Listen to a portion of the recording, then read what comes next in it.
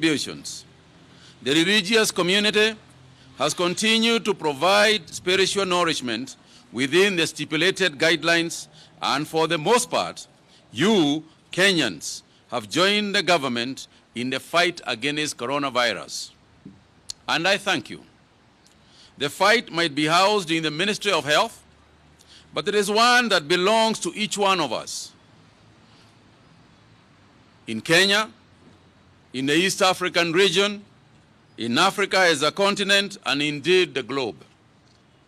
Fellow Kenyans, a few days ago, the World Health Organization warned that despite the seemingly slow pace of infections in Africa, the number of coronavirus cases could surge from just thousands to 10 million within 3 to 6 months. While this is a projection, it might as well be the reality in the coming days. Consider that this past week alone, we have seen significant changes of infections in our own neighborhood, where the COVID-19 cases in Somalia have multiplied 9-fold in a single week, from 26 cases on April 13th to 237 by yesterday. In our neighboring Tanzania, the numbers have swollen 7-fold, from 32 cases to 254 within the same period. These developments concern us. They might translate into frightening reality for the Horn of Africa. While what we are learning is that this virus transmits silently. Initially, it may move at a slow pace, but as we have also seen in countries such as Spain and Italy, it takes on such frantic speed that even the most developed of nations cannot catch up with it. Between March 18th and 25th, a span of 1 week, the cases in Spain grew 5-fold, from 11,741 to 50,019. Given these realities, the general sentiment of comfort we are witnessing is severely misplaced. When we as a nation are complacent, with a few officials exploiting this pandemic for personal gain, or conversely, the idea that we can break curfews and not suffer any ramifications, then we know that we are heading in the wrong direction. And indeed, there is nothing to celebrate when runaway impunity takes place at the risk of all of us. As a government, our planning and actions are informed by global trends and our own analysis. A slight lapse in behavior, like the ones we have witnessed in the last few days, could roll back the gains we have made so far, and by implication, the destiny of our nation. The days when everything was left to the government are long gone. This disease is now calling for our total and divided commitment and unity. While I appreciate and acknowledge the cooperation by many, many Kenyans, I must say that there are a few Kenyans who deliberately rebuke the efforts that we have put in place to contain the spread of the virus. Our daily update briefings have served to rally Kenyans to their individual responsibilities, while at the same time painting the picture of our situation. And this is not just in Kenya. It is a global practice today. It is therefore unfortunate that some naysayers have dismissed our data briefings as mere daily ledgers. Elsewhere, the disease has thrived on similar cloud of silence and ignorance, and which we are being pushed to adopt. We refuse to sit back, and we will continue to inform Kenyans of our situation and measures they need to continuously take in order to flatten our curve. Regarding mass testing, the exercise is ongoing, targeting high-risk areas, which include healthcare workers. We currently have 25,000 testing kits which have been deployed for this activity. Globally, every country is working on testing targets. All have fallen short of these targets because of global disruption of supplies. Our plan is to conduct 250,000 tests by the end of June. However, this 250,000 will not match our population. Hence, we are collaborating with our development partners to ramp up our surveillance testing mechanisms. The plan entails community-based surveillance, hospital-based surveillance, and population-based surveillance. For the community-based surveillance, we are working at about 100,000 households. For the hospital-based surveillance, we have mapped out 20 hospitals in 16 regions. All this is being done under the overarching 5-year public health security framework that we have worked out. Our coronavirus response is therefore nested on this policy. The challenge we have over and above corona is to keep an eye on the other healthcare challenges. I therefore want to call on all counties to ensure continuity of health services without losing sight of the corona epidemic. We should therefore be prepared in the coming days to share our county health service delivery scorecards. Ladies and gentlemen, fellow Kenyans, in times such as this, we have to be alive to the effect that COVID-19 management measures, what these measures have had on our people. We are particularly concerned about mental health. Towards this end, we have established a psychiatric and psychological care help framework over this period. If you feel distressed and needing counseling or psychological care, please call 1199 and you will be attended to. For any inquiries on continuity of psychological care or psychiatric emergencies or crises, please call our hotline, which will be distributed to the media. Today, we have looked at the unfolding situation in Mandera County. So far, the county has 8 cases, the latest being 2 cases of urban refugees. Now, this is a dangerous situation because, as you are well aware, Mandera has a lot of is a corner county with neighbors on 2 sides, and is also affected by travel from other parts of the country. Therefore, as part of the containment measures, the government has today directed restriction of movement into and out of Mandera County. The county, therefore, becomes the 5th county where movement has been restricted. Today, having tested 707 samples, we have 7 persons who have tested positive to the disease, those being Kenyans as a whole. We don't have any foreigners in those figures.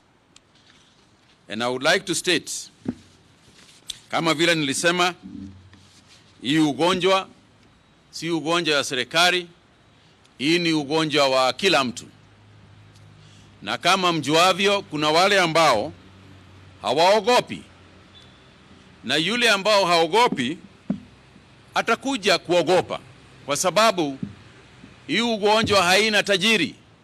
haishagui tajiri, haishagui kijana, haishagui yoyote. Kila mtu anaweza kushikwa na hii ugonjwa. Kwa hivyo sisi tunasema wale ambao wanasaidia sisi sana ni wale ambao wanafuata sheria ile tumetoa, mipango ile tumetoa.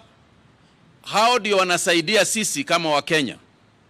Lakini mjue ya kwamba wale ambao hawafuati, wale ambao mnaona wakiruka wakitoka kwa quarantine facilities, hao watu ni kusema wanataka kutoka huko waingie vijijini wapeleke ugonjwa huko vijijini.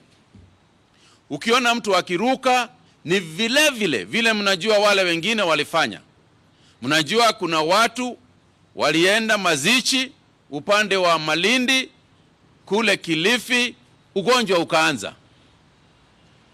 Wengine wakaenda mikutano, ugonjwa ukaanza. Hapa Isili tulikuwa na imam, alikuwa hajui yeye ni mgonjwa, akaja akafariki. Wale ambao walikuwa na yeye karibu wamepata hii ugonjwa. Kawangware iko watu wengi, walianza na mtu moja, wakaenda 3, wakaenda wengine 2, na tunaendelea kufanya testing huko tuone ni wangapi pengine. Ukiangalia kule Mombasa upande wa KPA vile hii ugonjwa inaendelea kuchika watu. Kwa hivyo jameni, mimi ningewasihi wa Kenya tusije tukasikiliza wale ambao ni lazima waseme mambo mambaya, mambo maovu kwa wale ambao wanafanya hii kazi, kwa mimi mwenyewe, kwa wale wengine. Msije mkasikiza hao watu. Mimi ningewasihi tuendelee kusikia vile serikali inasema, kwa sababu hii kazi ya kupigana na hii virusi si kazi yetu kama serikali. Hii ni kazi ya kila Mkenya. Na wewe ukijisikia, ukiona kama sio wewe, ukiona kama hii si kazi yako, basi wewe umeanza kukosea. Wakati unasikia wewe hiyo sio kazi yako, umeanza kukosea, kwa sababu hii ni kazi yako. Kwa sababu gani? Kwa sababu hii ni ugonjwa wetu. Kwa sababu gani? Kwa sababu hii ugonjwa inaweza shika wewe, na ikishika wewe, basi wewe utaleta hiyo ugonjwa kwangu na kwa yule mwingine. Asanteni sana.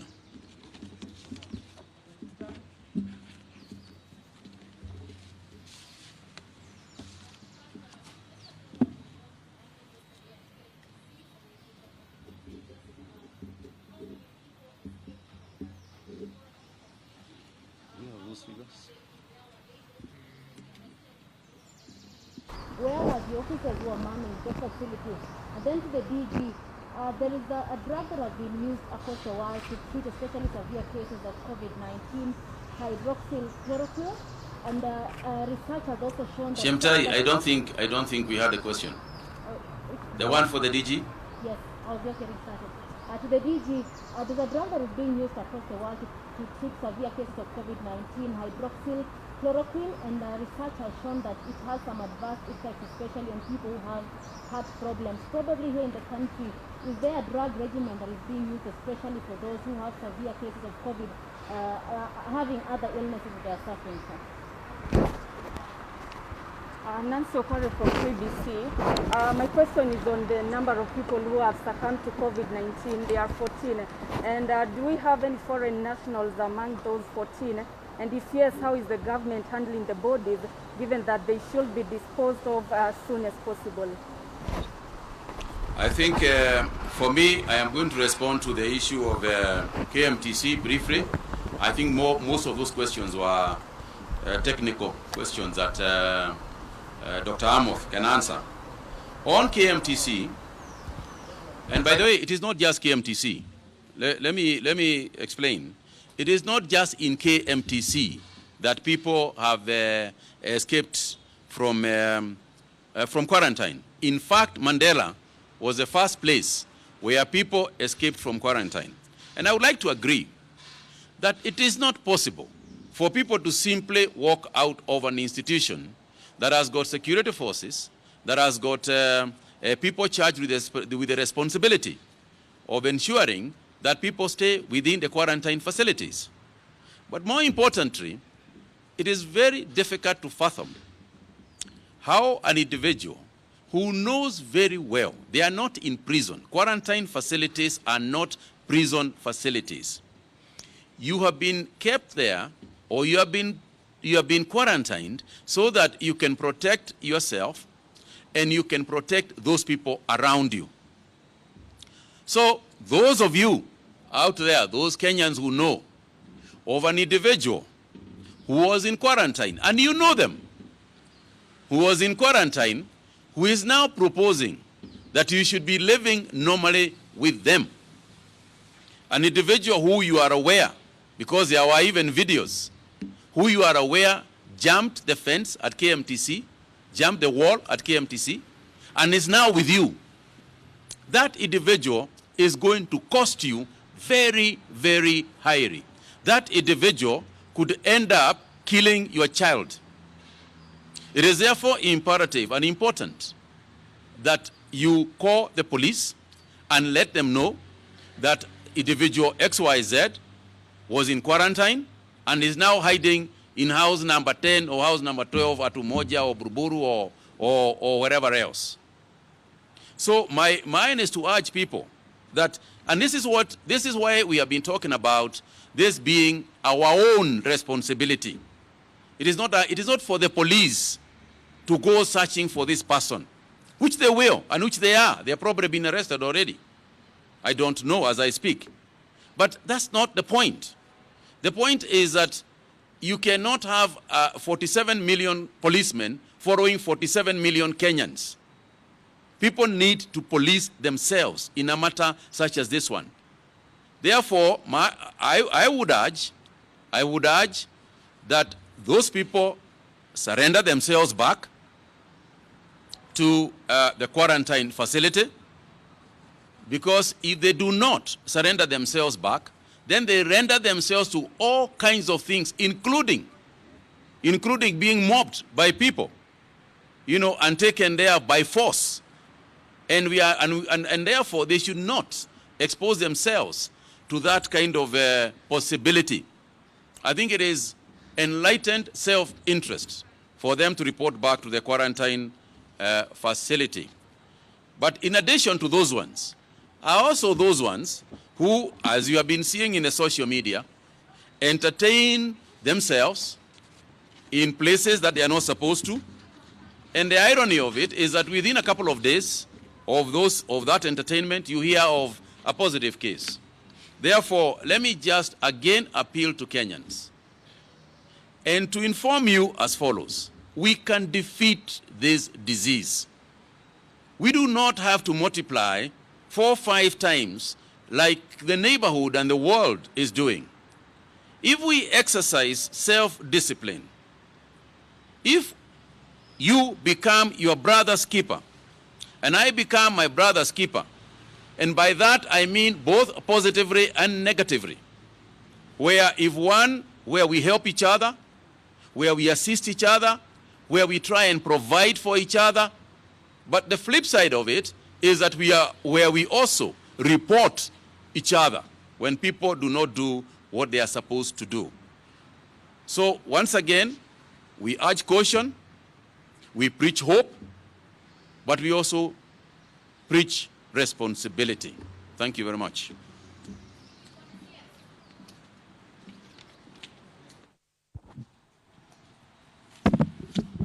Thank you, Cabinet Secretary. Chemtai asked about the use of hydrochloroquine and its safety profile. Remember, hydrochloroquine and chloroquine are closely related compounds and had been used before, and they are even continue to be used, for example, for rheumatoid arthritis and other immunological conditions which require control. Our case management team have developed proper guidelines on the use of chloroquine, taking into consideration existing medical conditions. So we shall be able to adequately titrate the dose of chloroquine. Indeed, if you have a heart problem, in which case chloroquine could interfere with your cardiac rhythm and cause problems. And as doctors, we know how to do that, and we do it very well. But I also want to highlight that it's not only chloroquine that is being in use. Over and over again, we have reported other compounds that have been used world over, some with very good results. However, one of the limiting factors has been the limited number of cases studied. For example, there's a new drug called remdesivir that has been used in the United States with very, very good effects, but on a small select population of people. And there are many other compounds, Avigan, Caletra, interferon, and all drugs, including Panadol, has adverse effects and must be used within a proper dosing regimen. And this will apply for treatment of COVID if we adopt use of chloroquine and hydrochloroquine as one of the molecules in treatment of severe COVID disease.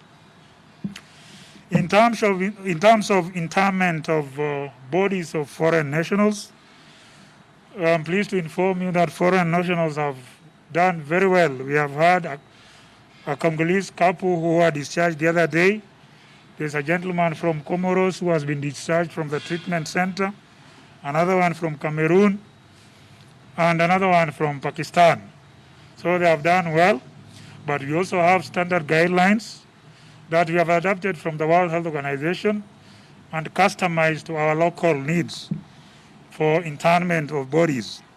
So far, it's only one foreign national who passed on at Kenyatta National Hospital, and in liaison with the Ministry of Foreign Affairs, we quickly reached out to the embassy, and we got a letter of authority from the relatives of this individual, and the individual was buried in a cemetery, I think in Nairobi.